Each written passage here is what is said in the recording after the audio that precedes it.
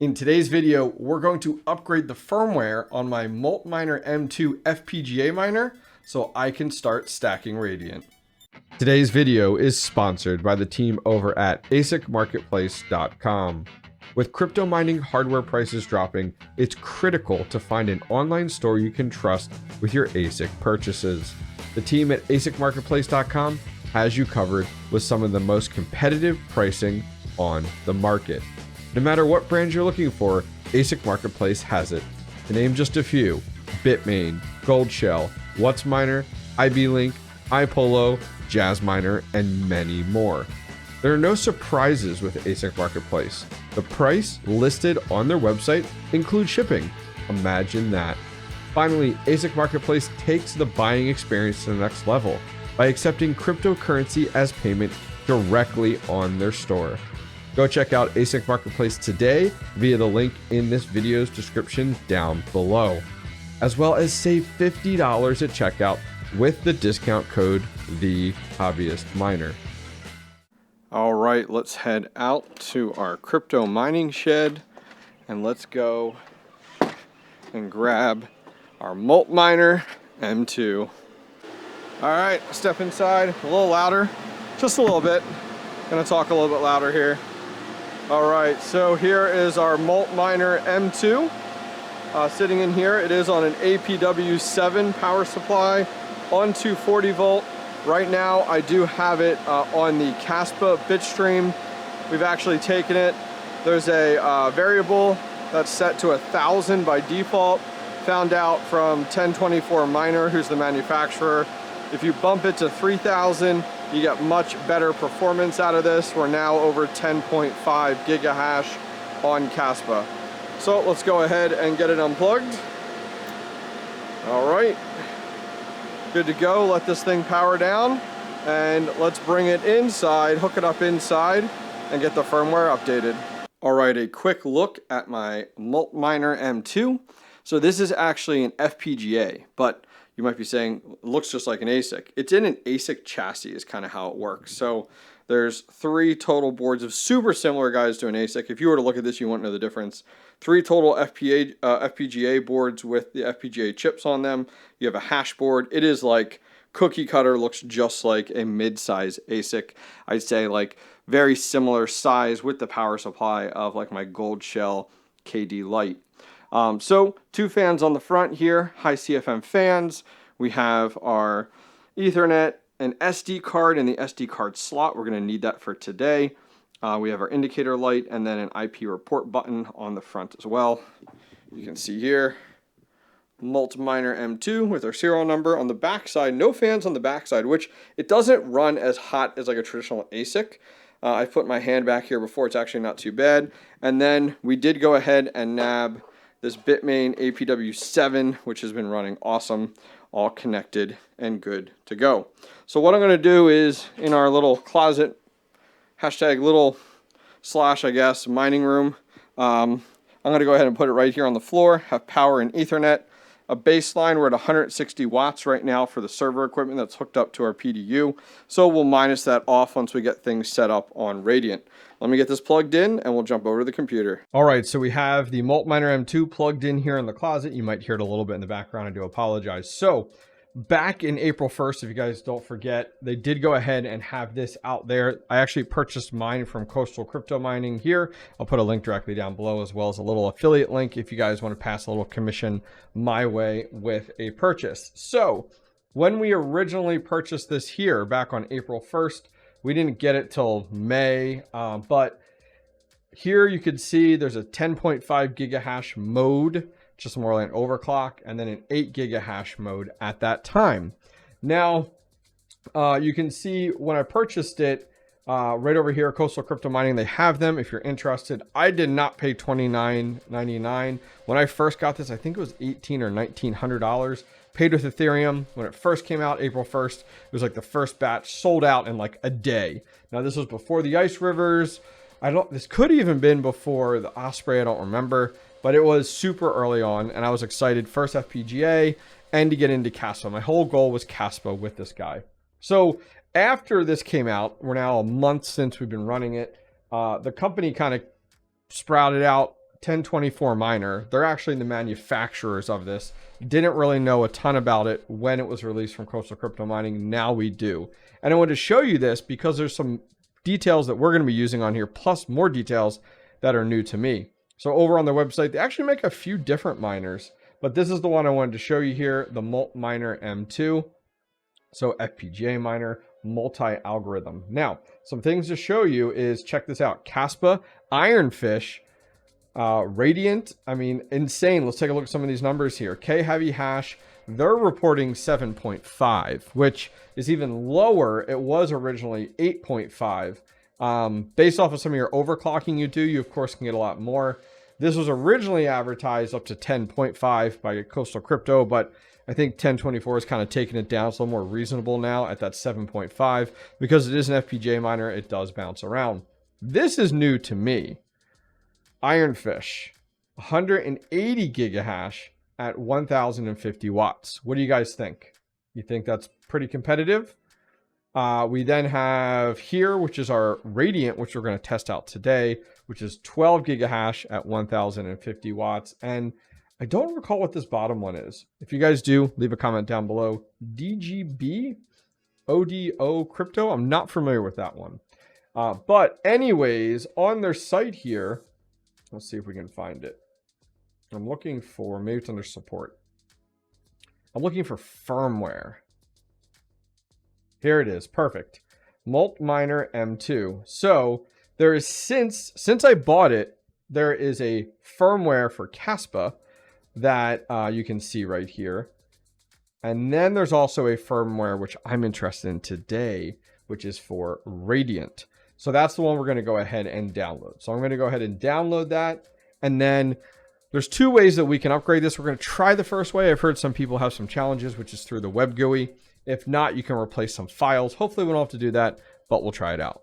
Alrighty guys, so I'm going through editing this right now, and I realized not everyone owns a MultMiner M2, and it's probably pretty boring for most of you guys that don't own one to just watch the step-by-step process to upgrade the firmware and the Bitstream and stuff. Probably doesn't interest most of you guys. So with that in mind, I'm going to put a big timestamp right here. You guys can skip ahead if you're interested and get to the last part of the video where we discuss how this performs on Radiant, not only on the hash rate, but also on the watts, what the profitability is on the unit, and some stuff coming down the pipeline with this unit with IronFish. So timestamps right here.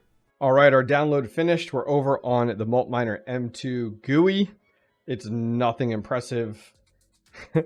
Trust me, it's not very good. I can't even tell you how much hash rate I'm running right now within the GUI. You have to look on the pool level, which I guess you should look on the pool regardless, but still. So now that we're over here, we're going to go over to upgrade on the left-hand side. And right here, it's going to ask us for the tar.gz file. So let me go ahead and add that. That's the one that I just downloaded off their website. All right, file is selected. You can see it right there. Let's hit upload. All right, so we got this wonky error. I've heard a lot of people run into weird errors when you try to do the upgrade through the web GUI. So what we need to do is replace some files. So I'm going to go ahead and turn off the unit, pop out the SD card, put it in, and back up all the files just to be safe. All right, so first step we're going to do, we're going to take the SD card. We're just going to take all these files, copy them, and I'm putting them in a backup folder just to be safe, just in case anything gets messed up. Now, what I did was I went ahead and actually created a few folders here. There's the beta firmware for the MultMiner M2. You then have the Kaspa upgraded one, which we're not going to do anything with that today. And then the firmware that we just downloaded here, which is the RxD. In there, I have the original tar file, just kind of organized files. And then in that tar file, I extracted these individual files here. So there's 4 files here. We're only going to worry ourselves with 3, the top 3, MT, the MXD, or the RxD, Miner, the 450M. So I'm just going to show you guys where to put them. So the first one is the MT file, and that one is going to go on the SD card. We're going to go into Miner, and then we're going to go to ETC. And you can see there's other similar files in here. This is where we're going to go ahead and take the MT file, which is a config file. We're going to copy it, and we're going to paste it right in there. MT RxD JSON. All right, so now our next one. So our next one, we're going to go ahead and go back here to the root directory, and we're going to take the RxD file, which is this guy right here. We're going to copy that one and we're going to put it into the bin file. So miner bin, and then you don't see RxD in here, and we're going to paste it. There we go. Good to go. We're going to go back to the root directory. We're going to take the actual bitstream, which is RxD Miner 450M, and it ends in .bit. We're going to copy that one, and that one's going to go in miner and then into data, and we're going to go ahead and paste it in there. Once that's done and you're good to go, let's go ahead and plug it back into our machine and boot it up. All right, our miner is back up and running. It's been running for about 3 minutes now. We're still on Kaspa though. And once again, there's no dark mode, so I do apologize for your eyes here. But what we're going to do is go to settings, or I'm sorry, go to pool. And on pool, very basic firmware, web GUI, everything. Even with this firmware upgrade, they haven't even added RxD at the top here. Come on, guys, at 1024. It's literally putting a comma and putting RxD at the top. Anyways, it does work, though. So you're going to take, if you've been mining Kaspa with it, which is what I wanted to mine with it, but with the IceRivers coming online and everything, there's really no point in mining Kaspa now. I'd rather pivot over to Radiant and get a head start before we see Radiant turn into the next Kaspa. So over here on coin, you're going to do RxD and then hit submit. That's going to clear your fields. So you can see like, hey, it's good to go. It's got an RxD, hash pool listed, stuff like that. So now I need to figure out a pool to mine to. So I'm going to set up my configuration and then we're going to let this run for a few hours and we'll check back and see how now this Radiant FPGA is doing on hash rate and also the watts. All right, guys, so our uptime on our miner is about 45 minutes. Had the opportunity to eat and have dinner with the family, and I thought, let's check back in. Now, I know with FPGAs, sometimes you have to wait several hours or next day type of deal. Not exactly sure on the MultMiner M2. Let me know if you guys know more details than I do. But looking at Radiant, I'm brand new to it. I have never mined it until up to this point. One of the challenges you have with these FPGAs, and I don't know all the nitty-gritty details, but you can't just mine on any pool that you want. They have to, and this is me trying to explain it without really knowing, something along the lines of the pool has to be set up for receiving something from the FPGA, whatever it is. I'm not positive. If you guys know more, please comment down below. Struggling here. But anyways, for a fact, I know that hashpool.com does work for this FPGA. I did check with Hero Miners. That was my first stop. They don't have a Radiant pool. So we're going with hashpool.com. It is a China-based one. It is a 0.8% fee there. And there's 325 miners on that. But holy cow, Wooly Pulley though, 46.7%. Wow, a lot of hash rate over there. So how have we done after 45 minutes? Let's see how we're doing. So we're going to come over here, refresh our page. This is our wallet put in here. And if we come down to the bottom, we're at 16.16 gigahash within the last 10 minutes. Now, as I said before, it does not show you the hash rate on the miner. On this screen here, it doesn't list hash rate. It blows my mind, but you do get paid for what is on the pool, not what is on the miner. So that's something to keep in mind. So we said what, 16.15 gigahash. Now, if we go back over to 1024 miner, which is the manufacturer, and we scroll down here, we're only at, let's see, we're at 12 gigahash. So we're 4 gigahash higher than what is advertised. But now let's go ahead and look at the watts, because it's saying at the watts we should be at about 1050. All right, so closer look at the watts. I'll bring up a picture here of the actual Drox meter. It's 1,197, but I do have 2 other devices on there that I did create a baseline of, which is 160 watts. So 1197 minus 160 is 1,037 watts, and this is on 240 volt. You can't run this unit, I don't believe, on your traditional 120, as you guys can see down below.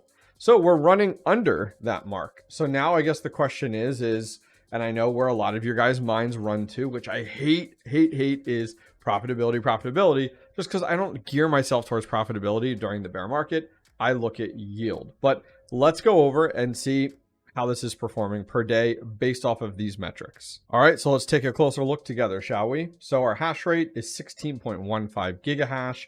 Our power is 1037. And if you base it off of 10 cents, I'm not at 10 cents, I'm actually at 7 cents. But if you base it off of 10 cents, because I don't even think 10 cents is realistic anymore. Maybe I should try 15. But based off of 10 cents, if you come down, you guys can see here that all said and done, 4.56 for our revenue per day. But our electric cost running at 10 cents is $2.49 a day, which means in total we're profiting $2.07 at the current price of Radiant. Well, what's the price of Radiant? All right, so we're over on CoinGecko, and you can see here Radiant is up 7.5%, but it goes for 0.00235482, so fractions of a penny there. If we scroll down, looking at our 7-day, we're actually a lot lower here. It was at one point at 0.003, which gives us some ideas. Now, all-time high was at 0.009. So some opportunity. We'll see where things go. If I go ahead and put on my rewards, if you guys are interested, you can look at your rewards from What to Mine right here. 1,952 Radiant per day. And if I put that in, says $4.59. But you have to keep in mind, look at that, it's off by 1 penny, super close, of your cost of electricity. CoinGecko does not take that into consideration. All right, so if you guys want to pick up one of these units, here's where I got it. Coastal Crypto Mining. You can go over there.com, check it out, click on, when you come up here, shop, and then there's actually a category for FPGA. Remember, it's an FPGA, it's not an ASIC. So click on FPGA, and then the unit is sitting right here, MultMiner M2. It's currently out of stock. Keep an eye out. I'm really eager to see how this thing does on IronFish and where it's more profitable. Radiant definitely looks much better right now versus Kaspa, just based off of the difficulty. So we're going to sit this thing on Radiant, allow us to build our bags as long as we can. All right, miners, that is going to wrap things up for today's video. I'm hyped to be mining Radiant. I have not touched this whatsoever. I'm coming in super late to the game, but excited to put something like the MultMiner M2 on it that has decent hash rate. Plus, I want to get this on there before we see other FPGAs come out with their Bitstreams, before we see anything like an IceRivers happen with Kaspa and releasing these monster titans of ASICs that come out and just decimate things. So I'm going to set my MultMiner M2 on Radiant, but I do have a question for you guys. Are you guys mining Radiant? And if so, what are you mining it on? I'd love to know. Well, that's it for today's video, guys. If you enjoyed today's video, give it one of these, and I'll keep you guys updated on when this thing comes out with the IronFish Bitstream, because I want to see how it'll do. Take care. Today's video is sponsored by Crypto.com. As a home crypto miner, it is crucial to have your cryptocurrency at your fingertips, and the Crypto.com app can help. Being able to send and receive cryptocurrency quickly, easily, and on the go is a must-have in 2023. The Crypto.com app allows you to utilize your cell phone as a gateway into the crypto world, no matter where you are. No matter if you're looking to buy, sell, send, or receive crypto on the go, the Crypto.com app has you covered. If you're looking to liquidate your mined crypto often, you can set your GPU mining rigs and ASIC miners to mine directly to your Crypto.com wallet, making it simple and easy to cash out quickly. Download the Crypto.com app today and give it a try. No harm in testing it out, poking around, and seeing if the Crypto.com app fits your hobbyist miner needs.